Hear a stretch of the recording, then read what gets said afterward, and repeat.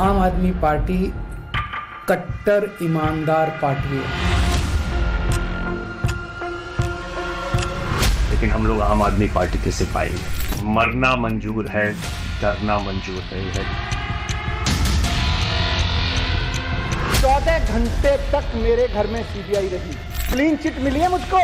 जिस दिन का आपको केजरीवाल के खिलाफ एक नए पैसे का भ्रष्टाचार मिल जाए, चौराहे के ऊपर खड़े होकर फांसी दे देना। कल को अगर मैं चोरी करूंगा तो मैं भी तुम्हारा सगा नहीं लगता, मेरे को भी जेल जाना पड़ेगा।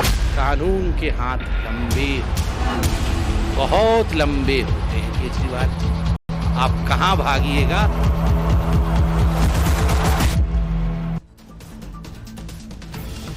नमस्कार दर्शकों, मैं हूं नाविका कुमार और आप जुड़ रहे हैं मेरे साथ आज एक खास सवाल पब्लिक का शो पर, जिस पर हम लेकर आए हैं आपके लिए एक एक्सक्लूसिव रिपोर्ट जो आपके बस दिमाग की आंख खोल देगी। इंडिया अगेंस्ट करप्शन, आम आदमी का हित, विकल्प की राजनीति, ये वो कुछ स्लोगन थे जिन्हें लेकर अरविंद केजरीवाल ने पब्लिक के बीच उछाला था।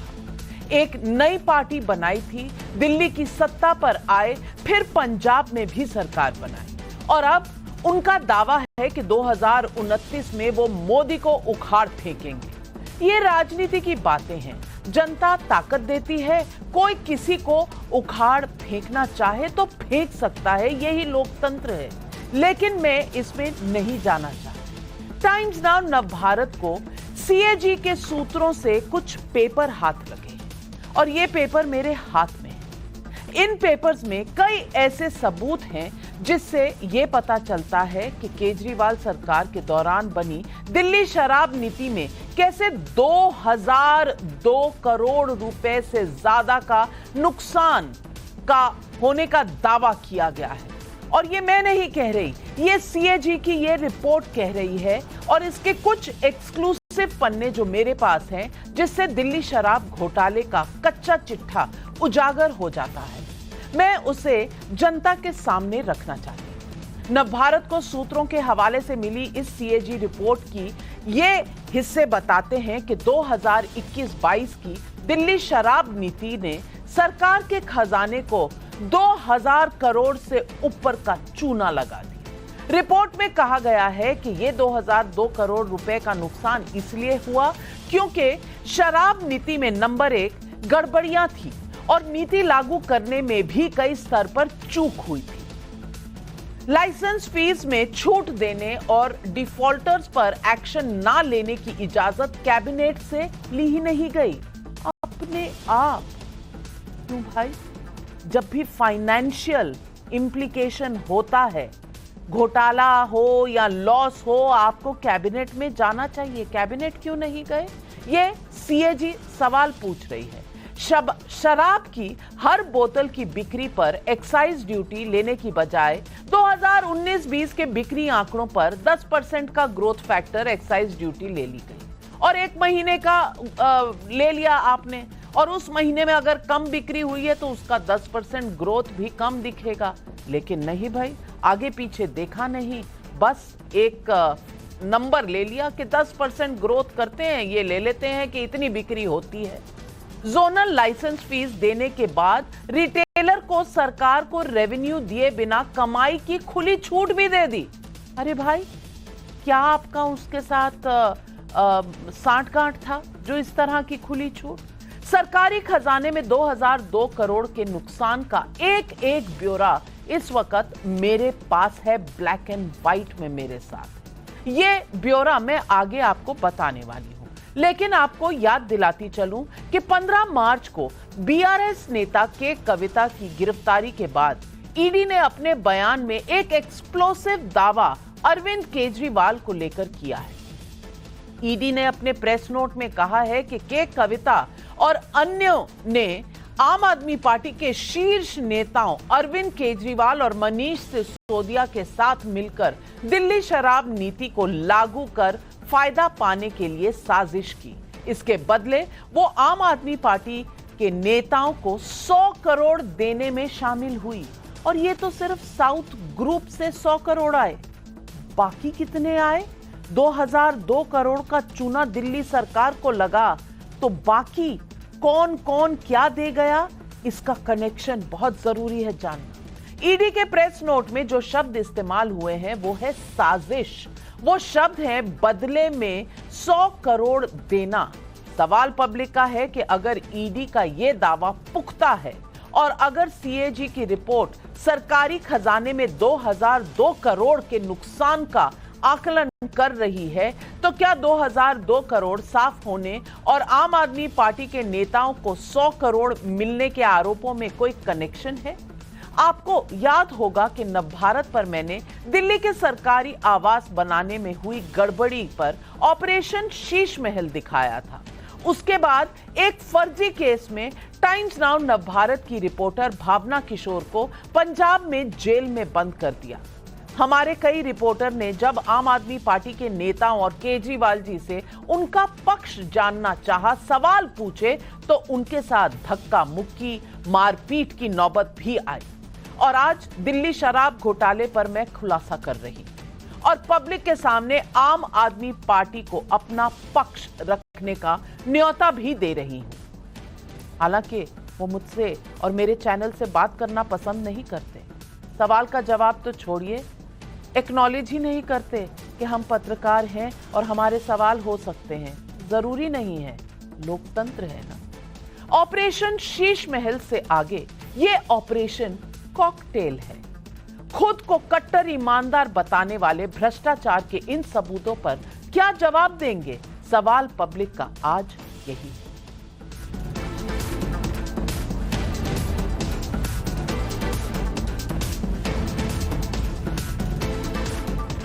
एक्सक्लूसिव तौर पर नवभारत को मिली सीएजी रिपोर्ट के कुछ पन्ने बहुत चौंकाने वाले हैं।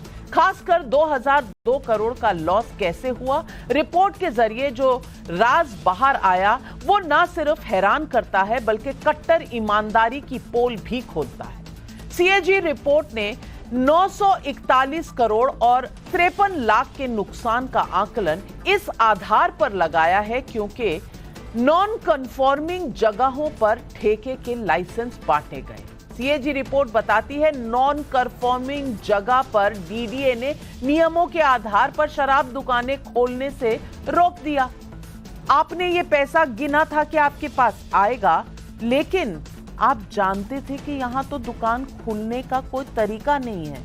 आपने किसी और एजेंसी से बात नहीं की, साझा नहीं किया, कुछ परमिशन नहीं ली, लेकिन लाइसेंस दे दिया।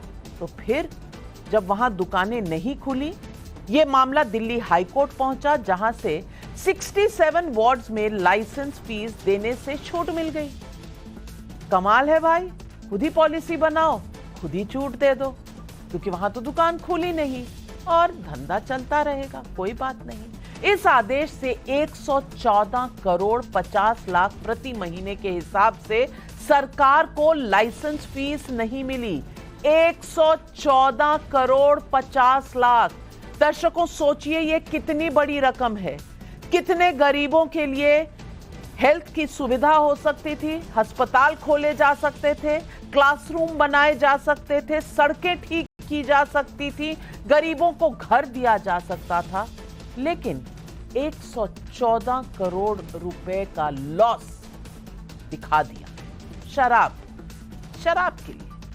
सीएजी रिपोर्ट साफ कहती है कि नॉन कन्फॉर्मिंग जगहों पर ठेके का मुद्दा नहीं सुलझाने से सरकार के 941 करोड़ 53 लाख का घाटा हुआ।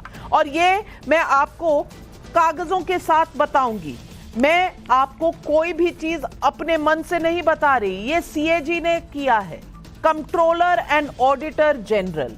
यहां लिखा है losses amounting to approximately 2002 crore, उसमें पहला 941 करोड़ जो है वो आता है नॉन कन्फॉर्मिंग जगह से। Audit observed that in spite of being aware of the fact that vents were required to be opened in non-conforming wards, the department did not take timely action to work out modalities for the same before tendering. यानी कि tender से पहले आपको इन area में कि आप school के पास खोल रहे हैं तो आपको लाइसेंस नहीं मिलेगा, आप मंदिर के पास खोल रहे हैं तो लाइसेंस नहीं मिलेगा, इसके पूरे कायदे कानून तय होते हैं। लेकिन आपको तो कायदे कानून से शायद चलना ही नहीं था, और क्या इसका एक्सप्लेनेशन हो सकता है? तो ये 941 करोड़ का सबसे पहला घोटाला। मैं आपको फिर बताऊंगी कि ये 2002 करोड़ कैसे हुए। सवाल यही है, क्या जानबूझकर लाइसेंस फीस से छूट का प्लान बनाया गया था? क्या 100 करोड़ रुपए लेने के आरोपों का लाइसेंस फीस के छूट से कोई कनेक्शन है? सबसे पहला तो यही सवाल है। सीएजी रिपोर्ट में 890 करोड़ और 15 लाख के नुकसान का आकलन भी इस आधार पर लगाया है क्योंकि सरेंडर किए गए जोन में रीटेंडर हुए ही नहीं। आपने रीटेंडर नहीं किया, यहां पर पूरा खुलासा किया है सीएजी ने, और इसमें कहा है कि आपने excise department suffered a loss of 890 crore on account of license fee from these zones owing to their surrender and failure of the department in retendering। यानी कि कुछ जोन में दुकानें खुली नहीं, लोगों ने लाइसेंस सरेंडर कर दिए, आपने रीटेंडर किया ही नहीं क्योंकि आप तो जोन बना रहे थे फर्जी तौर पर। यही आकलन हो सकता है ना, और क्या आकलन था? और अब सीएजी रिपोर्ट के मुताबिक 2022 में मार्च से जुलाई तक के बीच 19 जोन के लाइसेंस सरेंडर हुए थे, और ये मैं आपको दिखा चुकी हूं कि किस तरह से हुए और रीटेंडरिंग क्यों नहीं हुई। और इस पर सवाल यही उठता है कि रीटेंडर नहीं कराने के पीछे क्या कुछ छुपा हुआ था? 100 करोड़ लेने के जो आरोप ईडी ने लगाए हैं, क्या रीटेंडरिंग नहीं होने से उसका कोई कनेक्शन है? सवाल तीसरा जो आता है, सीएजी रिपोर्ट कहती है कि सरकारी खजाने का 144 करोड़ का नुकसान हुआ क्योंकि कोविड के नाम पर जोनल लाइसेंस फीस में छूट दी गई। सीएजी रिपोर्ट के मुताबिक टेंडर डॉक्यूमेंट में कोविड जैसी छूट देने का प्रावधान नहीं था। एक्साइज एंड फाइनेंस डिपार्टमेंट ने लाइसेंस फीस में छूट देने का विरोध किया था क्योंकि ऐसा कोई भी हक था नहीं सरकार के पास। लेकिन मंत्री ने सब कुछ ओवर रूल करते हुए अपने विभाग के प्रस्ताव को नामंजूर करते हुए ये छूट दे दी। और ये कौन से मंत्री थे, आप खुद सोच लीजिए। ये फाइनेंस डिपार्टमेंट में तो मनीष सिसोदिया जी थे, और ये पूरा ब्यौरा यहां पे दिया हुआ है कि 144 करोड़ किस तरह से नुकसान हुआ। इसके बाद कहानी यहां खत्म नहीं होती, ये कहानी आगे बढ़ती है क्योंकि सवाल उठते हैं, लाइसेंस फीस में छूट देने में मंत्री का क्या हित था? क्यों दे रहे थे भाई आप लाइसेंस फी? क्योंकि लाइसेंस फीस और सेल्स में कोई बीच का आंकड़ा नहीं था। सेल्स हो रही थी कोविड के दौरान भी, लेकिन लाइसेंस फीस में छूट। ऐसे में 100 करोड़ आम आदमी पार्टी के नेताओं को मिला, और ये आरोप इस छूट से कुछ जुड़ता है। यही तो इन्वेस्टिगेशन है। अब सीएजी रिपोर्ट एक और बात बता रही है कि 27 करोड़ और नुकसान हुआ, और वो नुकसान हुआ क्योंकि लाइसेंस पाने वालों से कम सिक्योरिटी डिपॉजिट ली गई। अरे भैया, ये कैसे? रिपोर्ट के मुताबिक 2 जोन के डिफॉल्टर लाइसेंस होल्डर्स को इसका सीधा फायदा मिला, और यहां पर ये लिखा हुआ है, एक लाइसेंस के डिपार्टमेंट को मिलता है 17 करोड़ का फायदा, दूसरे को मिलता है तकरीबन 9.82 करोड़ का फायदा, यानी कि 27 करोड़ का फायदा आप डिफॉल्टर्स को दिलवा देते हैं। लेकिन चूना लग रहा है टैक्स पेयर के पैसे को, आपको कोई भी कष्ट नहीं होता। सवाल है कि क्या सरकारी खजाने से ज्यादा लाइसेंस पाने वालों का हित देखा गया? क्या 100 करोड़ लेने के आरोपों के तार कम सिक्योरिटी डिपॉजिट से भी जुड़ते हैं? यहां मैं एक और बात बताना चाहती हूं कि सीएजी रिपोर्ट में कम से कम 2 जगह पर कहा गया है कि ऑडिट के लिए कई फाइलें और दस्तावेज मांगी गई, ये फाइलें नहीं दी गई। यह भी कहा गया कि टेंडर के क्रॉस एग्जामिनेशन के लिए टेंडर इवैल्यूएशन कमिटी ने भी ये फाइलें मांगी, उन्हें नहीं दी गई। और ये मैं आपको दिखाना चाहती हूं, जो मेरे पास कागज है, मैं कुछ भी अपने मन से नहीं कह रही, ये सब कुछ इन कागजों में कैद है। सबसे पहले मैं बताऊंगी आपको पेज नंबर 78 पर। पेज नंबर 78 पे ये बात बताई गई है कि फाइलों को मांगा गया and the replies to audit observations were not provided. सवाल पूछा गया, कोई सवाल का जवाब नहीं।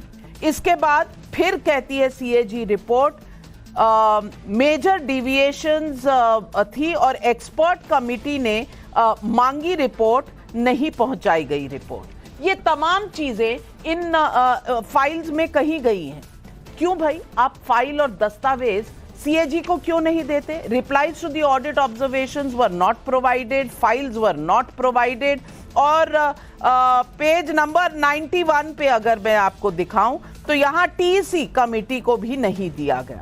और इस तरह के हर सवाल को उल्टाया गया, बचाया गया और कहीं पर भी कागजों को देने से मना कर दिया। जो कमेटी टेंडर को देख रही है, कहा गया कि ये सीक्रेट कागज है, आपको नहीं दे सकते।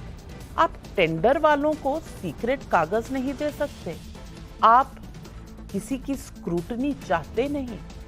क्यों? आप तो कट्टर ईमानदार। तो यही आज सवाल पब्लिक उठा रही है। पब्लिक का सवाल नंबर 1, दिल्ली न्यू शराब नीति से 2002 करोड़ के नुकसान और ईडी के 100 करोड़ वाले सीधे आरोप में क्या संबंध है? क्या केजरीवाल को पता है कि ईडी के सवालों के जवाब उनके पास नहीं, इसीलिए पूछताछ से भाग रहे हैं? खुद को कट्टर ईमानदार कहने वालों के पास सीएजी रिपोर्ट और ईडी के पुख्ता आरोपों का जवाब क्या है? क्या विपक्ष के इस आरोप में दम है कि ईडी मोदी सरकार के इशारे पर सिर्फ विपक्ष के नेताओं के खिलाफ ही सबूत जुटाती है? यही है आज सवाल पब्लिक का।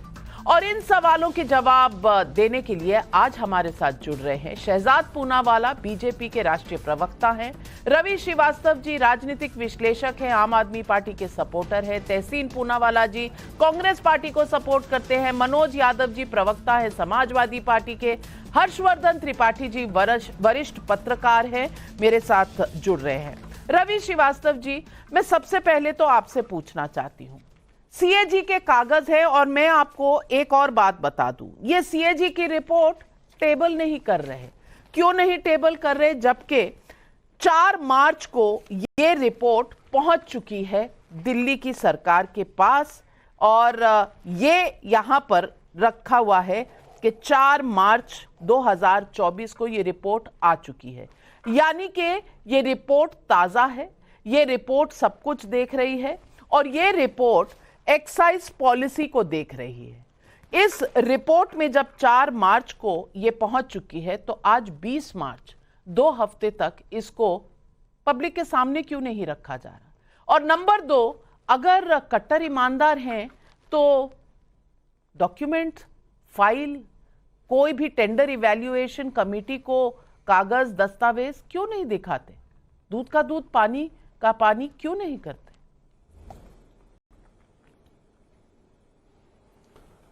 नाविका जी, आपको आम आदमी पार्टी, केजरीवाल, लिकर पॉलिसी, इस पर आपको डिबेट करना आपका एक बहुत मैं समझता हूं बहुत ही एक पसंदीदा विषय है। अभी 3 दिन पहले मल्लिकार्जुन खड़गे जी ने कहा कि सेंटर की गवर्नमेंट का 8.5 लाख करोड़ रुपए का घोटाला सामने आया है सीएजी रिपोर्ट के अंदर। उस विषय के ऊपर कभी कोई चर्चा करने की आपकी मंशा है क्या? ठीक है। अभी आज आपने ये आरोप लगाए कि ये 2000 करोड़ रुपए का घाटा हो गया। ये घाटे के साथ में आपने ये नहीं बताया कि अगस्त 21 के अंदर जो पॉलिसी इंप्लीमेंट हुई थी वो एलजी के आदेशों से हुई थी। तो एलजी को इसमें क्यों नहीं आप सवाल पूछती हैं? इसमें सिर्फ अरविंद केजरीवाल हर चीज के लिए जिम्मेदार कैसे हो गए? आपने एलजी से सवाल क्यों नहीं पूछे जिन्होंने अप्रूव किया था? अप्रूव करने के बाद उन्होंने परिवर्तन किया कि ये आपने डीडीए और एमसीडी से परमिशन नहीं ली, इसलिए ये घाटा हो गया। पहली चीज तो मैं आपको यह स्पष्ट कर दूं कि पॉलिसी मैटर से होने वाला जो घाटा स्टेट को होता है और क्रिमिनल इंटेंट, ये दोनों अलग अलग चीजें हैं। केंद्र की सरकार, कई राज्यों की सरकार, बहुत सारी सीएजी रिपोर्ट्स आती है जिनमें यह होता है कि इस निर्णय से सरकार को ये रेवेन्यू का लॉस हुआ है, उसके लिए जांच होनी चाहिए, उसके लिए जो अधिकारी जिम्मेदार है उनके विरुद्ध एक्शन होना चाहिए। अच्छा। आगे के लिए करेक्टिव एक्शन होना चाहिए। ये प्रोसीजर होता है, ना कि बैठ करके आप उसको टीवी के ऊपर उस पर डिबेट करें। 941 करोड़ की आपने बात की, जो दुकानें खुली थी उतनी दुकानें नहीं खुली, उनके लाइसेंसेस की फी जो थी वो रिफंड करनी थी, और ये ऑर्डर माननीय हाई कोर्ट ने दिया था, इसलिए वो पैसा उनको वापस किया गया। आपने और बातें बताई, 144 करोड़ का जिक्र किया, आपने 30 करोड़ का जिक्र किया। आपको पता होगा कि कोविड काल में केंद्र सरकार ने भी बहुत सारे जो हाईवेज और बहुत जगहों पर जो लॉसेस हुए थे उनकी भरपाई के लिए उन संस्थाओं को, इंस्टीट्यूशंस को पैसे वापस किए थे। ऐसा ही अगर आम आदमी पार्टी ने भी किया, तो मैं पार्टी नहीं कहना चाहिए मुझे, इस पर विशेष विभाग जो था उसने अगर किया तो उसको इस बात का पूरा हक। चलिए रवि श्रीवास्तव जी, अगर मैं आपकी बात मान भी लूं, अगर मैं आपकी बात मान भी लूं, तो आपका कहना है अफसरों पर एक्शन होना चाहिए, एलजी पर एक्शन होना चाहिए, अरविंद केजरीवाल पर तो कोई एक्शन बनता ही नहीं। ये बात और है कि कुछ साउथ ग्रुप के लोग, और ये चार्जशीट में दायर है, किस तरह से मनीष सिसोदिया जी को मिले, संजय सिंह जी को मिले, अरविंद केजरीवाल जी के घर पे मिले, लेकिन उनसे कोई सवाल नहीं पूछना चाहिए, क्योंकि उनका सर्टिफिकेट खुद को दिया गया है कि भाई वो तो कट्टर ईमानदार है। और आप कह रहे हैं कि हम सीएजी की रिपोर्ट और अरविंद केजरीवाल पर स्टोरी करते हैं।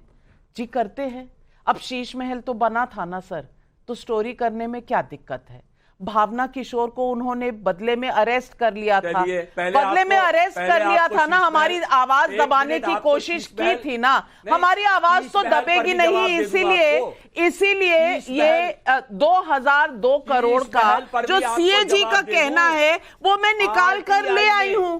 अब मैं काम करूंगी ना सर, आपको काम नहीं करना है मत करिए, मेरा जो काम है मैं करूंगी। लेकिन शहजाद पूनावाला जी, रवि श्रीवास्तव जी कहते हैं कि हम लोग अरविंद केजरीवाल के पीछे पड़े हुए हैं और वो कट्टर ईमानदार है, अगर एक्शन कोई लेना चाहिए। डिस्काउंट सबको मिल रहा था, हमें तो टैक्स में कोई डिस्काउंट नहीं दिया सरकार ने, लेकिन यहां शराब बेचने वालों को डिस्काउंट पे डिस्काउंट मिल रहा था। शहजाद पूनावाला जी, क्या दाल में कुछ काला है या नहीं? देखिए, काल चक्र कैसे घूमता है कि यही रवि श्रीवास्तव जी और इनकी आम आदमी पार्टी जब इंडिया अगेंस्ट करप्शन के स्वरूप में थी, तो आज से लगभग 10 साल पहले इसी प्रकार की सीएजी रिपोर्ट लेकर ये सभी लोग को अपराधी घोषित करते थे, जिसमें लालू, सोनिया, मुलायम जी सबको ये घेरते थे, कहते थे सीएजी रिपोर्ट आ चुकी है, और इस प्रकार के तर्क कपिल सिब्बल दिया करते थे कोयला घोटाले में, जो आज रवि श्रीवास्तव दे रहे हैं। तो देखिए काल चक्र कैसे घूमता है। अब पूरी बात हो जाने दीजिए। ये दरअसल ऑडिट रिपोर्ट जो है ना आपके पास, ये ऑडिट है इनके सियासी धर्मांतरण और पॉलिटिक्स की, कि कितना बदल जाता है इंसान, देख ए भगवान कितना बदल जाता है इंसान, कि दवा से लेकर दारू तक, टेस्ट से लेकर बस तक, महल से लेकर मोहल्ला क्लिनिक तक, हर जगह घोटाला ही घोटाला है। और कैसा घोटाला कि कोविड के कालखंड में जब त्राहिमाम मच रही थी, तब ये लोग शराब घोटालेबाजों की जेब भरने में ज्यादा व्यस्त थे। अच्छा, ये केवल ऑडिट रिपोर्ट और नाविका कुमार नहीं कह रही है, ये हाईकोर्ट ने कंफर्म किया सीबीआई केस में, केवल पीएमएलए के ईडी केस में नहीं, ये सुप्रीम कोर्ट ने कंफर्म किया, जहां की सुप्रीम कोर्ट का एक वर्डिक्ट तो मान्य है इनको, दूसरा सुप्रीम कोर्ट का वर्डिक्ट 333 करोड़ का आ चुका है। मनी ट्रेल किस प्रकार से सुप्रीम कोर्ट कहता है मनीष सिसोदिया को राहत नहीं मिलेगी, अब ये कहते कुछ मिला नहीं। अरे मिला नहीं जी, ये सारा कुछ मिल ही रहा है। परंतु मैं आप पूछना चाहता हूं कि देखिए, बाकी सब तो छोड़ दीजिए, लालू प्रसाद आपके संबंध में है, आपके अलायंस में, वो तो 4 बार कन्विक्टेड है ना जी, पॉन मुडी कन्विक्ट हुए ना। ये लोग तो वो लोग हैं जिनके खिलाफ आप कार्रवाई मांगते थे। और कांग्रेस भी 10 दिन पहले, 15 दिन पहले स्वयं तहसीन यहां पर बैठे और कांग्रेस के ऑफिशियल प्रवक्ता, ऑफिशियल और अनऑफिशियल दोनों कहते थे केजरीवाल करप्ट है। दोनों के वीडियो चला दूंगा मैं आगे शो में आगे। मेरा सवाल आज सिर्फ इतना है कि आज जब कोर्ट राहत नहीं दे रहा, डॉक्यूमेंट आ गए, प्रूफ सामने आ गया, मनी ट्रेल मिल गया, तब भी हम कट्टर ईमानदार है जी, हम समन पे नहीं जाएंगे। आज तो कोर्ट ने समन के लिए भी तो कह दिया ना कि ऐसी कौन सी बात है कि आप अपेयर नहीं होंगे समन के सामने। तो क्या हाईकोर्ट भी विद्वेष की भावना कर रहा है? और मूल सवाल, 2.5% से 12% कमीशन कैसे किया, ब्लैक लिस्टेड मैन्युफैक्चरिंग कंपनी को कैसे आने दिया, और ये सारी चीजें केजरीवाल की नॉलेज में हुई, ये बातें भी प्रूफ के रूप में सामने आ चुकी है। इसीलिए पे मुझे लगता है कि ये सियासी धर्मांतरण देखिए कि किस प्रकार से आदमी बदलता है, इसका स्वरूप आज दिखाई देता है। मैं तहसीन जी आपके पास आ रही हूं, लेकिन वहां अंधेरे में अपने मुंह पर लाइट जलाते हुए मनोज यादव जी बैठे हैं हमारे साथ। पूछना चाहती हूं आपसे कि सीएजी की रिपोर्ट है, ये मैंने तो नहीं कहा। ये सीएजी रिपोर्ट अगर कह रहा है कि 2002 करोड़ और 68 लाख रुपए का चूना लगा है सरकारी खजाने को, तो इस पर कोई चिंता, कोई विचार विमर्श होना चाहिए या नहीं होना चाहिए? और रोज जो अरविंद केजरीवाल जी कहते हैं कि 9 समन आ चुके हैं, मुझे क्यों बुला रहे हो भाई, पहले बताओ क्यों बुला रहे हो, फिर मैं आऊंगा। मैं पूछना चाहती हूं कि इस देश में अगर लोकतंत्र को जिंदा रहना है तो क्या इन सवालों के जवाब मांगने का हक है या नहीं है? मनोज यादव जी, आज तो मुझे सिर्फ इतना ही बता दीजिए। देखिए, योगी आदित्यनाथ की सरकार में मैं 24 घंटे लाइट में बैठा हूं और मुझे आपके चैनल के माध्यम से मैं योगी आदित्यनाथ को बधाई दूंगा कि लाइव बैठा था, छत पे बैठा था और किस तरीके से लाइट चली गई। और लाइट 24 घंटे देते हैं, डबल इंजन की सरकार फेल हो गई। खैर, मैं ज्यादा कुछ नहीं कहूंगा। मैं इसलिए इस परिस्थिति में भी जवाब दे रहा हूं कि मौजूदा सरकार सिर्फ और सिर्फ झूठ बोलती है। भ्रष्टाचार को छुपाने के लिए सरकार कहती है कि विपक्ष उनके ऊपर भ्रमाचार और झूठाचार आरोप लगाता है। ये बात बिल्कुल सही नहीं है। अगर किसी के खिलाफ कोई आरोप है तो सरकार नहीं तय करेगी, तय करेगा सरकार अपना पक्ष रखेगी, विपक्ष अपना पक्ष रखेगा, तय करेगा कोर्ट कि कौन दोषी है और कौन निर्दोष। लेकिन ये बीजेपी वाले सब कुछ अपने ही हाथ में रखना चाहते हैं और शहजाद पूनावाला और बीजेपी के प्रधानमंत्री जी और अमित शाह जी सब लोग न्यायाधीश बनने लगते हैं। काहे के लिए न्यायाधीश बन रहे हो भाई? मैं तो इतना ही कहूंगा, जाओ अपने मामलात रख दो, आपको खामखा इतनी मेहनत करनी पड़ती है। देखिए, लाइट आ गई, इसके लिए बहुत धन्यवाद योगी आदित्यनाथ की डबल इंजन की सरकार का। लेकिन आप कल्पना करिए कि किस तरीके से ये सरकार विपक्ष को बदनाम करना चाहती। नाविका जी, क्या मना कर रखा है किसी तरीके से? तो अगर भ्रष्टाचार पे विपक्ष कुछ छुपाने की कोशिश कर रहा है तो आपकी एजेंसियां नाकाम है, निकम्मी है, नाकारा है। अगर हम आपसे कह रहे हैं कि ये जो 65-66 हजार करोड़ रुपए इलेक्टोरल बॉन्ड, जैसे हम लोग वो मनोहर कहानियों और पौराणिक कहानियों में पढ़ते थे कि उनके घर के सामने कुछ रख गए, इलेक्टोरल बॉन्ड रखे जा रहे हैं। नीतीश जी कह रहे हैं हमारे यहाँ 10 करोड़ के इलेक्टोरल बॉन्ड कोई रख के चला गया। गजब बात है भाई, हमारे घर के सामने तो कोई 5,000 रुपए न रख के गया। और बीजेपी के जितने भी एनडीए के साथ, आपके स्टैंडर्ड कितने ऊंचे हैं? आप 5,000 की बात कर रहे हैं, हमारे यहाँ तो 5 रुपए कोई नहीं रख के गया।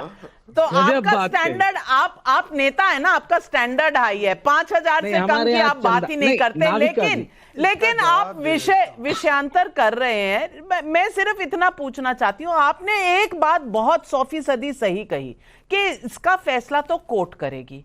कोर्ट कब करेगी? जब ये केस कोर्ट में जाएगा। कोर्ट में केस ले जाने के लिए पूछताछ करनी पड़ेगी। पूछताछ के लिए तो अरविंद केजरीवाल जी जाएंगे नहीं, इतने आम आदमी हैं कि जाएंगे नहीं। उनके घर ईडी आनी चाहिए, उनसे फोन पर बात होनी चाहिए, लेकिन वो नहीं जाएंगे क्योंकि आम आदमी हैं। उनके लिए अलग लॉ है। सवाल यह है कि वो पूछताछ, और आज हाईकोर्ट ने कह दिया अरे भैया अक्यूज्ड हो या विटनेस हो, बता देंगे जब जाएंगे। आप जाइए तो सही। मांगने गए थे कोर्ट से रिलीफ कि भाई मुझे ना बुलाया जाए, कोर्ट ने नहीं कहा। कोर्ट ने कहा आप जाइए, आपको पता चल जाएगा। लेकिन हर चीज को विपक्ष डाइवर्ट क्यों करता है? देखिए, प्रॉब्लम यह है कि रोशनी आ भी जाती है परंतु टोपी तले अंधेरा ही रहता है। टोपी तले अंधेरे के लिए आपको मन की आंख खोलनी पड़ेगी ना। देखिए, अभी इन्होंने बताया प्रकाश कितनी जल्दी आ गया, 20-30 सेकंड के अंदर ये गरिया रहे थे उतने में आ गया। एक समय था कि लखनऊ में और नोएडा में 10-10 घंटे बिजली गायब रहती थी, तो ये भी उन्हीं को एक प्रकार से फेल करता है। परंतु इलेक्टोरल बॉन्ड जो 6000 करोड़ के हमें मिले, सुन लीजिए, बीच में मैंने बोला, 6000 करोड़ के हमें इलेक्टोरल बॉन्ड मिले, वो तो भ्रष्टाचारी, वो तो वसूली, और इनको 14000 करोड़ के बॉन्ड मिले 242 वाली पार्टी को, वो सात्विक बॉन्ड है। उनके दरवाजे की चौखट पर कोई 14000 करोड़ के बॉन्ड छोड़ गया, वो सात्विक है। हमें 6000 करोड़ के दे दिया, हम बड़ी पार्टी, 17 राज्यों में हमारी सरकार, केंद्र में हमारी सरकार, तो वो भ्रष्टाचारी और वसूली का मापदंड है। और हम नहीं तय करते। लालू जी को 5 बार कन्विक्ट होने का सौभाग्य मिला है देश की कोर्ट से, सुप्रीम कोर्ट ने राहत नहीं दी। मनीष सिसोदिया को काल कोठरी में सुप्रीम कोर्ट ने रखा है, संजय सिंह को हाई कोर्ट ने रखा है, और केजरीवाल को भेजने की तैयारी में हाई कोर्ट है। और एक समय तो मनोज यादव जी, यही केजरीवाल मुलायम सिंह यादव जी को भ्रष्ट बोलते थे। आज मुलायम सिंह यादव जी के प्रवक्ता अरविंद केजरीवाल के प्रूवन भ्रष्टाचार को बचा रहे हैं। कितना बदल गया इंसान, देखिए कितना बदल गया इंसान। देख तेरे संसार की हालत क्या हो गई भगवान। अब तहसीन पूनावाला जी, कुछ लोग ये कह सकते हैं कि शायद मैं झूठ बोल रही हूं, मैं आपको दिखाना चाहती हूं। ये कागज है जी, यहाँ लिखा है ना, no files were provided to audit were in the basis of the formulation of the GOM report was. ये फाइलें क्यों नहीं देते? अगर फाइलों में सच है, CAG को दे दे। CAG तो क्रिमिनल ऑफेंस बना नहीं सकती, वो तो सिर्फ लेखा जोखा और हिसाब किताब की एजेंसी है। हिसाब किताब की एजेंसी को फाइलें नहीं देंगे। एक बार नहीं 3 बार कहा ये CAG ने। मैं पूछना चाहती हूँ, जो रोज दुहाई देते हैं कांग्रेस वाले, आम आदमी पार्टी वाले, कि देश का लोकतंत्र खराब हो रहा है, इंस्टीट्यूशंस को अपने अधीन किया जा रहा है, ये इंस्टीट्यूशन है ना, इस इंस्टीट्यूशन को फाइल देने में जो प्रोसीजर है, दिक्कत क्या है? छुपाता वो है जिसको कुछ छुपाना होता है। जो सच बोलता है, जो कट्टर ईमानदार होता है, वो छुपाता क्यों है, भागता दौड़ता क्यों है, जाता क्यों नहीं समन पर? बहुत अच्छा सवाल आपने पूछा नाविका जी। यही सवाल देवेंद्र फडणवीस जी से पूछ लीजिए। 2019 टाइम्स ऑफ इंडिया की रिपोर्ट है, मैं भी आपको दिखा दूं। Non submission of utilization certificates, डेप्ट मिसमैनेजमेंट। पता है देवेंद्र फडणवीस जी ने क्या कहा? अभी हमारे स्कीम्स अभी थोड़े चालू है, बंद है, हम देखेंगे बाद में। देवेंद्र, टाइम्स ऑफ इंडिया की रिपोर्ट है। ये भारतमाला प्रोजेक्ट और द्वारका एक्सप्रेस में भी जो घोटाला हुआ, और आयुष्मान भारत में 40% जो अकाउंट है उसमें पैसे नहीं आते, जो भुगतान नहीं हुआ उत्तर प्रदेश में, उस पर माननीय प्रधानमंत्री ने बहुत सख्त कार्रवाई की। टाइम्स ऑफ इंडिया की रिपोर्ट, बहुत सख्त कार्रवाई क्या की? CAG ऑफिसर्स को ट्रांसफर कर डाला। वहां पर क्यों नहीं बोलते? और ये रिपोर्ट आप कह रहे हो कि क्यों अब तक सबमिट नहीं हुई? क्योंकि असेंबली का सेशन ही नहीं हुआ। असेंबली का सेशन होगा अपने आप सबमिट होगा क्या? नहीं सबमिट हो सकता है। असेंबली का सेशन, अब तो चुनाव है तो असेंबली सेशन में सबमिट होगा। लेकिन मेरा मूल सवाल इनसे ये है, पुरानी वीडियो और ट्वीट सबके निकलेंगे, ये पुरानी वीडियो का ब्लैकमेल नहीं करना चाहिए। मेरी मूल सवाल ये है, और उसी पर मैं आता हूं कि भाई अगर ये CAG की रिपोर्ट में 1% भी सच्चाई है तो क्या कहती है रिपोर्ट? ये रिपोर्ट ऑलमोस्ट ये कहती है कि परसेप्शनल एक लॉस था, परसेप्शनल लॉस, वो ही जो 2G में था। मैं अपनी बात समाप्त करूं। ये क्या कहती है? हो गया जीरो लॉस नहीं, परसेप्शनल लॉस। इसमें कहां बताया गया? ये बता रहे हैं कि देखिए कहीं से या पैसे आने थे, इन्होंने पैसे लिए नहीं, इसलिए लॉस हो गया। ये कोई तर्क होता है क्या CAG का? CAG जो एक्चुअल में लॉस हुआ है, जहां पे टेंडर एक्सप्रेसवे का ऊपर गया है, वहां पर किसी को अरेस्ट नहीं किया। यहां पर परसेप्शनल लॉस कि इनकी दुकान बढ़ानी थी, दुकानें नहीं बढ़ी, तो लॉस कैसे हुआ? बढ़ानी थी, उसका उन्होंने एस्टिमेट किया, नहीं बढ़ी, तो लॉस के पैसे बढ़ानी थी और उसका पैसा आना था, क्योंकि आपने सब मना कर दिया। लेकिन परसेप्शनल लॉस नहीं, तो कुछ आया नहीं, कुछ गया नहीं, तो लॉस नहीं हुआ। जहां एक्चुअल टेंडर, जहां एक्चुअल एक्सप्रेसवे का पैसा बढ़ गया, वहां पर वो आप क्यों हंस रहे हैं शहजाद पूनावाला जी? देखो, पहले तहसीन, अब मेरा समय एक करके आप पेशेंट रहिए। आयरॉनिकली ये इलेक्टोरल बॉन्ड के विषय पे बोलते हैं पारदर्शिता नहीं है, और यहाँ पे डॉक्यूमेंट नहीं दिया, पारदर्शी नहीं होना है। पूरे देश में पारदर्शिता का पाठ पढ़ा है, बीच में मत बोलिए। पूरे देश में पारदर्शिता का पाठ पढ़ा नहीं पढ़ा रहे, और यहां पर फाइल नहीं दे रहे, तो उसका अलग अलग विडंबना वाले जस्टिफिकेशन दे रहे। दूसरी बात, इन्होंने कहा कि परसेप्शनल लॉस है, मान्यवर रियल लॉस हुआ है। यह हाईकोर्ट के आदेश में आ चुका है कि 100 करोड़ का पैसा करप्शन का ट्रेल मनीष सिसोदिया को पहुंचा किकबैक के रूप में। ये रियल लॉस है। सुन लीजिए, 2000 करोड़ का RTI ने भी कहा है CAG रिपोर्ट के अलावा कि ये लॉस हुआ है दिल्ली की जनता का पैसा, और जो आपने गलत तरीके से वेवर दिया। और आखिरी बात, आपको पता है इन्होंने कहा कि जाकर ये हमारे समय पर जब आपकी सरकार थी तो 45 PIL फाइल हुई, उसमें 35 में ऑर्डर आ गए। अगर द्वारका में कोई घोटाला है तो आप तो PIL मास्टर है तहसीन, आपकी तो अलग अलग विषयों पर पीआईएल आ जाती है। कुछ लोग कहते हैं पब्लिसिटी इंटरेस्ट होती है, कुछ लोग पॉलिटिकल इंटरेस्ट बोलते हैं। मैं मानता हूं आप सच्ची चीज करने जाते हैं। तो आपने एक भी पीआईएल नहीं डाली द्वारका पे, अब डाल देते पीआईएल द्वारका पे। नहीं, सीएजी ने लॉस बताया है और हमने माफ कीजिएगा, कोई महाराष्ट्र की बात कर रहा है, कोई द्वारका की बात कर रहा है। हर्षवर्धन त्रिपाठी जी, हर्षवर्धन त्रिपाठी जी, नहीं मैं आऊंगी। हर्षवर्धन त्रिपाठी जी बोले नहीं। हर्षवर्धन त्रिपाठी जी, कोई कह रहा है परसेप्शन में लॉस हुआ है, असल में लॉस नहीं हुआ है। कोई कह रहा है ये जो 2002 करोड़ बता रही है सीएजी आफ्टर सीएजी, वो परसेप्शन में ही रहते हैं और वो फाइल मांगते हैं तो परसेप्शन वाले परसेप्शन ठीक करने के लिए फाइल नहीं देते। टेंडर इवैल्यूएशन कमिटी फाइल मांगती है, वो नहीं देते। भाई उन्होंने एक्सपर्ट कमिटी बताई थी सजेशंस देने के लिए कि एक्साइज पॉलिसी कैसी, जो उन्होंने कहा उसका बिल्कुल उलट किया। लेकिन ये सब कुछ परसेप्शन की प्रॉब्लम है, आपकी प्रॉब्लम है, मेरी प्रॉब्लम है। वैसे कुछ हुआ नहीं, कुछ भी नहीं हुआ। यही तहसीन पूनावाला पिछली डिबेटों में कहते थे कि हाँ ये तो चोरी हुई है लिकर गेट में, जवाब देना चाहिए। लेकिन आप जवाब लेकिन अब इन दोनों की तालमेल हो गई है। दिल्ली में चुनाव इकट्ठे लड़ना है तो सब भाई अब लॉस परसेप्शन सब गया तेल लेने। हर्षवर्धन त्रिपाठी जी, ये कैसा जमाना है? नविका जी, सबसे पहले तो ये कि मुझे लगता है कि सचमुच चर्चा हम करते हैं, देश के लोग देख रहे होते हैं, प्रयास करना चाहिए कि कम से कम जिस विषय पर टीवी चैनल पर बुलाया जा रहा है और ये बताया जाता है, ये जब किसी भी विषय पर बुलाते हैं तो उसको बताते हैं, लेकिन बड़ा दुर्भाग्य है ये कि लोग एकदम से दूसरी दिशा में चल देते हैं। पता नहीं कौन कौन सी राम कहानी बताना शुरू करते हैं, क्या साबित करना शुरू करते हैं, कुछ मन में रट के आते हैं, वही यहां आके बोल देना है। भैया गाय का निबंध नहीं लिखना है हर चीज। अभी एक लाइन की बात है कि सीएजी की रिपोर्ट में ये घोटाला सामने आ रहा है। ये घोटाला कौन सा है? जिस घोटाले को लेकर ढेर सारे लोग, और ढेर सारे लोग मैं जब कह रहा हूं तो शराब के कारोबारी हैं, मंत्री हैं, दूसरे राज्य की विधान परिषद सदस्य हैं, सांसद का बेटा है, इतने सारे लोग इसमें गिरफ्तार हो चुके हैं। बाकायदा ईडी और सीबीआई अलग अलग इसकी जांच कर रही है। हाई कोर्ट में अरविंद केजरीवाल जी गए और उनको राहत नहीं मिली। ये आज की खबर है, ये पुरानी खबर नहीं है। और उसके बाद जब हम इस रिपोर्ट पर बात करते हुए अंग्रेजी का एक शब्द है व्हाट अबाउटरी करना शुरू करते हैं तो जनता को भी लगता है कि भाई हम टीवी के सामने बैठे हैं, किसी मुद्दे पर दो बात सुनना चाह रहे हैं और आप पता नहीं किस तरफ जाना चाह रहे हैं। और कमाल की बात यह है कि एक द्वारका एक्सप्रेसवे का बार बार उदाहरण आता है। वैसे तो मुझे लगता है कि सब लोगों ने पढ़ा लिखा होगा, इतने विद्वान लोग सब टीवी की बहस में आते हैं। इन्होंने नहीं पढ़ा।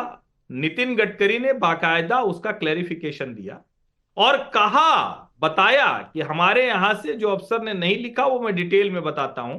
उन्होंने बाकायदा अलग अलग चैनलों पर इंटरव्यू दिया और कहा कि इस सवाल को पूछिए आप।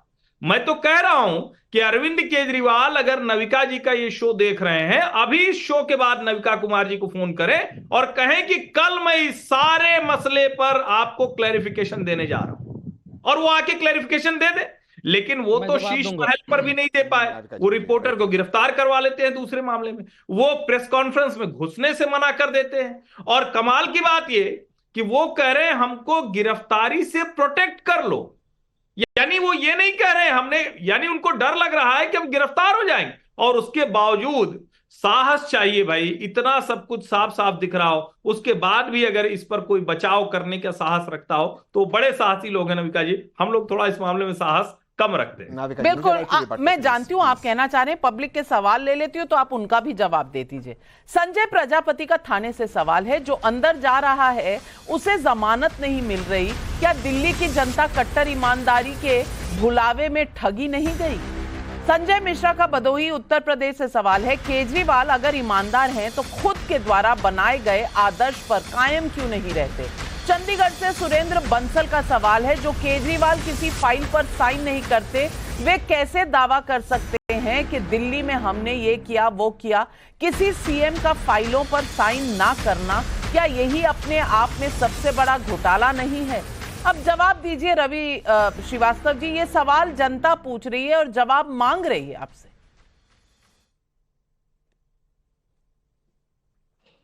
देखिए, जनता तो आशीर्वाद दे चुकी है अरविंद केजरीवाल को। 3 बार दिल्ली का मुख्यमंत्री बनाया, एमसीडी के अंदर बहुमत से जिताया, पंजाब में सरकार बनाई, गुजरात में एमएलए जिताए, गोवा में एमएलए जिताए, और भी बहुत जगह पर बहुत सम्मान और प्यार अरविंद केजरीवाल को मिला है। और ये कहना गलत है कि अरविंद केजरीवाल भाग रहे हैं। अरविंद केजरीवाल ने ईडी के साथ और इस भाजपा की भ्रष्ट सरकार के साथ पूरी ताकत से पंजा लड़ाया है। एक ही आदमी यहां पर मुझे दिखाई दे रहा है भारतीय राजनीति के अंदर जिसने सरकार से पंजा लड़ाया है और ईडी को मजबूर कर दिया कि तुम 3 बार कोर्ट में आओ और आके बताओ कि मुझे क्यों बुला रहे हो। तुम जो संबंध भेजते हो उसमें शेड्यूल का कॉलम ब्लैंक। अरविंद केजरीवाल कह रहे हैं उनसे डरते हैं, मोदी किस से डरते हैं? और आप जो इलेक्टोरल बॉन्ड्स और घोटालों की बात करते हैं, तो फिर जनता ने तो प्रधानमंत्री नरेंद्र मोदी को एक बार नहीं 2 बार इतना आशीर्वाद दिया है जिस 30 सालों में किसी को नहीं दिया। तो फिर ये सवाल क्यों उठते हैं? अभी आपके शो पे घोटाला हुआ और सीएजी का फैक्ट चेक अभी रिपोर्ट आएगा। अभी भाजपा के प्रवक्ता ने क्या कहा? 14,000 करोड़ विपक्ष को मिला, इनको 1400 करोड़ बोला, गलती से निकल गया। नहीं 14,000 करोड़, ये माननीय अमित शाह जी ने आप अपना बोलते रहिए। 1400 करोड़ 14,000 करोड़ बोलते रहिए, आप देख लीजिए। और ये बात माननीय अमित शाह जी ने दूसरे शो में भी कहा था और विपक्ष को बोलिए ना, अपना बोलिए। मैं बोल रहा हूँ ना, टोटल इलेक्टोरल बॉन्ड्स 12,000 करोड़ के रिलीज हुए।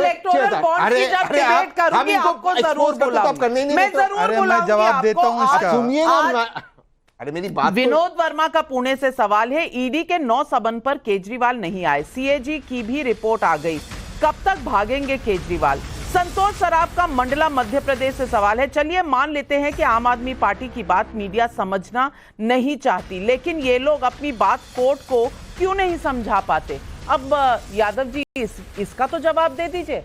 हम नहीं समझ रहे, कोर्ट को समझा देते, कोर्ट से राहत ले लेते, वहां भी नहीं मिला।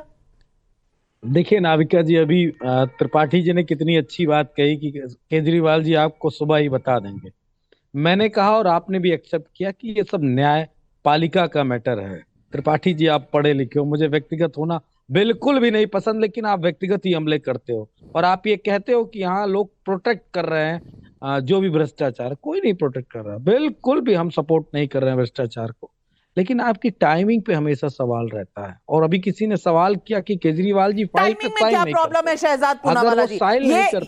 ये पूरा घोटाला पिछले 2 सालों से उजागर हो रहा है, टाइमिंग में क्या प्रॉब्लम? जब अपराधी पकड़ा जाता है उसके लिए बैड टाइमिंग ही होता है। कोई भी अपराधी जब भी पकड़ा जाए वो कहता है बैड टाइमिंग है। अब मुझे बताइए कि लालू जी 5 बार कन्विक्ट हुए, उनको क्या गठबंधन से? देखिए एक एक करके, मैं किसी के ऊपर नहीं बोल रहा, समय नहीं है, आप अपनी बात कहें। लालू जी तो 5 बार कन्विक्ट हो चुके हैं ना, तो इसमें टाइमिंग का विषय कहाँ है? और देखिए तहसीन की दुविधा सुनिए, ये इनके वाड्रा जी को कितना ये अरविंद केजरीवाल बोल रहे थे, अब वाड्रा जी के रिश्तेदार को आकर बचाना पड़ रहा है। केजरीवाल जी को कह रहे परसेप्शन लॉस भी जानबूझ के कह रहे हैं। पंजाब में गठबंधन हुआ नहीं है तो अभी तक ये नहीं कह रहे कि क्लीन चिट है, वहां पर भूमिका बनाए रख रहे कि परसेप्शन लॉस है। जिस दिन गठबंधन टूटा दिल्ली का रियल लॉस हो जाएगा। बताइए, समय कम है, 20 सेकंड। हर्षवर्धन त्रिपाठी जी जवाब दीजिए मनोज यादव जी ने जो पर्सनल टिप्पणी की।